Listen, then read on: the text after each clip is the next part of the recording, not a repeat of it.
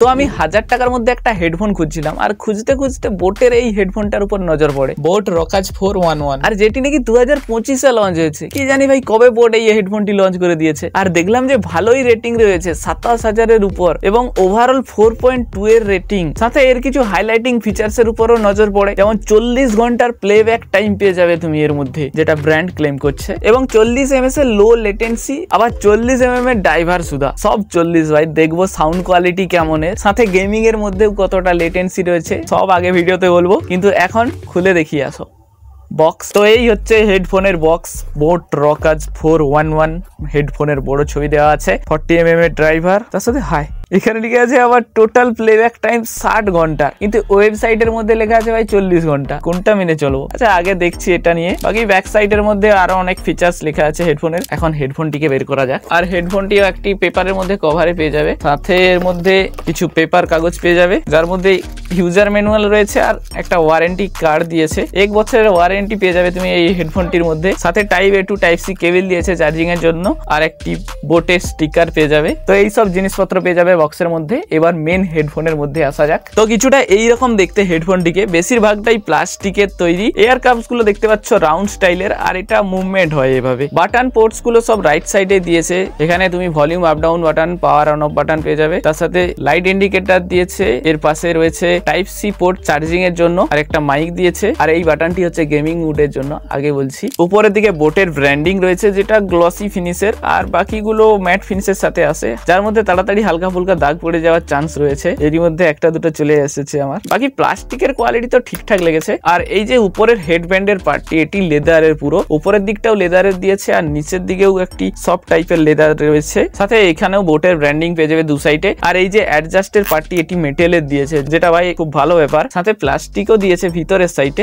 বাস সাইডটা মেটেলের, ভিতর সাইডে প্লাস্টিকের, সব মিলিয়ে মজবুতিকে আরো বাড়িয়ে তুলে। আমার তো আগে বোটের 450-এর যে হেডফোনটি ছিল, সেটা তো ভাই এখান থেকেই দুখণ্ড হয়ে গেছে প্লাস্টিকের থাকায়। তো এর মধ্যে মেটেলের দিয়েছে, ভেঙে যাওয়ার চান্সটা কম রয়েছে এখান থেকে। প্রাইস অনুযায়ী বিল্ড কোয়ালিটি তো আমার ঠিক লেগেছে। এবার কমফোর্টেবলটা কেমন রয়েছে এই হেডফোনটি, সেটা পরে বলছি। লেফট রাইট লেখাই রয়েছে দু সাইডে, দেখে পরে নেবে। ফিটিং তো ঠিকঠাকই রয়েছে, এবার তোমার দরকার অনুযায়ী এটাকে অ্যাডজাস্ট করে নিতে পারবে, অনেকটাই বড় বের হয়। আর এটি অন এয়ার হেডফোন, কিন্তু ওয়েবসাইটের মধ্যে দিয়ে রেখেছে ওভার এয়ার। আর এই অন এয়ার হেডফোনে শুধু তোমার কানটিকেই ভালো মতো কভার করে রাখে, আর যা ভালো মতোই ফিটিং তো হয়ে গেছে। তার সাথে এই যে এয়ার কুশন গুলো রয়েছে, সেগুলোও সফট রয়েছে, কানের মধ্যে কোনো প্রেসার ফিল হচ্ছে না মোট। আর হেডফোনটি বেশি ভারীও না, লাইট ওয়েট রয়েছে, বাট পরে থাকলে মাথার মধ্যে ইটকাল চাপিয়ে রাখছে মনে হবে না। ওভারঅল কমফোর্টেবল তো আমার ভালোই লেগেছে, কিন্তু তুমি যদি একটা না লং টাইম ইউজ করো, মানে 1 থেকে 1.5 ঘন্টার উপর, তো সেক্ষেত্রে একটু আদ্রু কান ব্যথা করতে পারে তোমার। তাই জন্য মিডিলে একবার খুলে খুলে ইউজ করলে ভালো। এবার যেটা পড়তে পড়তেও কমফোর্টেবল হয়ে যাবে ধীরে ধীরে তোমার। বাকি এটা ওভার এয়ার হেডফোন হলে আরো ভালো হতো। এবার কানেক্টিভিটি যদি কথা বলি, এর মধ্যে দিয়েছে ব্লুটুথ ভার্সন 5.4 এর সাপোর্ট। আর কানেক্টিভিটিতে ফাস্ট রয়েছে,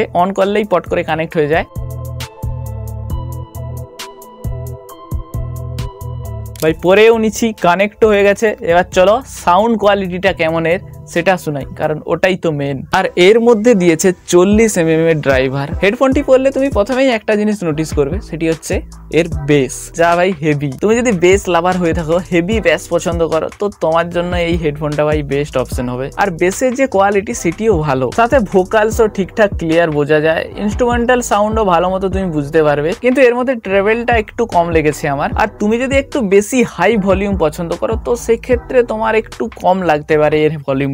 মানে এর হাই ভলিউম যে একদম কম তেমন না, কিন্তু আরেকটু বেশি ভলিউম দিলে ভালো হতো যারা হাই ভলিউমে গান শোনে। আর হাই ভলিউমের মধ্যেও সাউন্ডের কোয়ালিটি ভাই ঠিকঠাক থাকে, একদম ভাই ফেটে ফুটে যায় না, মোটামুটি বোঝা যায় ভালো ঠিকঠাক। আর বেসও ভাই চড়া পাকের একদম। বাকি ওভারঅল এর সাউন্ড কোয়ালিটি ভালোই পেয়ে যাবে, সে তুমি গান শোনার ক্ষেত্রে বা কোনো মুভি ওয়েব সিরিজ দেখার ক্ষেত্রে তোমাকে একটা ভালো এক্সপিরিয়েন্স দেবে। গান শোনা, মুভি দেখা ছাড়াও এর মধ্যে তুমি গেমিং করতে পারবে, কারণ এর মধ্যে একটা ডেডিকেটেড গেমিং বাটন দিয়েছে, যেটি অন করলে গেমিং এর মধ্যে লো লেটেন্সি পাওয়া যাবে। তার জন্য এই বাটনটি প্রেস করে অন করতে হবে। তুমি নিজেই দেখে নাও কতটা লেটেন্সি রয়েছে এর মধ্যে। প্রথমে দেখাই নরমাল গেমিং মুড ছাড়াই এর লেটেন্সি কতটা।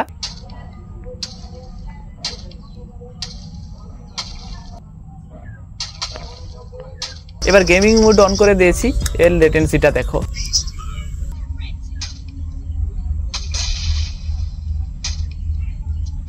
যা ডিফারেন্ট তো রয়েছে দুটোর মধ্যে। এবার এটা পরে যদি তুমি নর্মাল গেমিং করতে চাও, ক্যাজুয়াল হালকা ফুলকা, তো সেক্ষেত্রে ঠিক আছে। ডেডিকেটেড গেমিং এর জন্য না ভাই, ডেডিকেটেড গেমিং এর জন্য ওয়্যার্ড হেডফোনই বেস্ট। আর এটাই আমার এই হেডফোনটির একটা ডাউন সাইড লেগেছে, যে এর মধ্যে কোনো অক্স পোর্ট দেয়নি যে অক্স কেবল লাগিয়ে আমি চালাতে পারবো। তবু হ্যাঁ, লেটেন্সি কম রয়েছে গেমিং এর মধ্যে। এবার এর মাইক কোয়ালিটিটা কেমন সেটাও শুনে নাও। এটা হচ্ছে ভাই এই হেডফোনের মাইক দিয়ে রেকর্ড করা ভয়েস। মাইক কোয়ালিটিটা কেমন দেখে নাও। বাকি কি বলবো, ভিডিওটা ভালো লাগলে লাইক করে দাও, চ্যানেলে নতুন হলে সাবস্ক্রাইব করে দাও। বাকি আর কিছু বলার নেই, এই হচ্ছে এর মাইক কোয়ালিটি কলিং এর মধ্যে। বাকি এবার যদি এর ব্যাটারি ব্যাকআপের কথা বলি, বক্সের মধ্যে ক্লেম করেছে ভাই 60 ঘন্টার প্লেব্যাক টাইম পেয়ে যাবে। আবার ওয়েবসাইটের মধ্যে লেখা আছে 40 ঘন্টার প্লেব্যাক টাইম। কোনটা মেনে চলবো বুঝতে পারছি না। এবার এটা সত্যি সত্যি নাকি কে জানে ভাই, কারণ এখনো তো 100% এর নিচেই লাভেনি। যেদিন থেকে হেডফোনটি কিনে চালাচ্ছি আজ প্রায় 2-3 দিন হয়ে গেছে, তো 100% এর নিচেই লাভেনি।